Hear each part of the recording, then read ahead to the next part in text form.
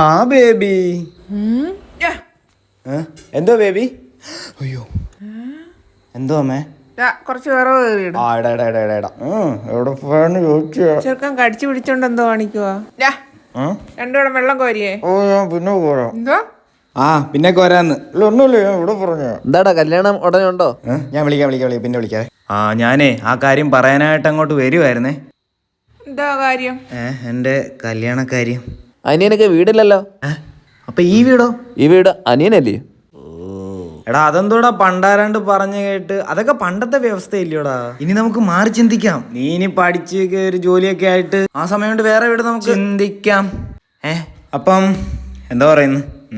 Back വശമൊക്കെ പൊളിഞ്ഞു നടക്കുക. ഈ പൊട്ടനെ തന്നെ കൊടുത്തേക്കാം. മാറി ചിന്തിക്കടാ മനു. നീ അങ്ങ് കൊണ്ടുപോടാ. ഭാഗ്യം. നാട്ടുകാണിപ്പം മാറ്റാൻ ഞാൻ സമ്മതിക്കത്തില്ല.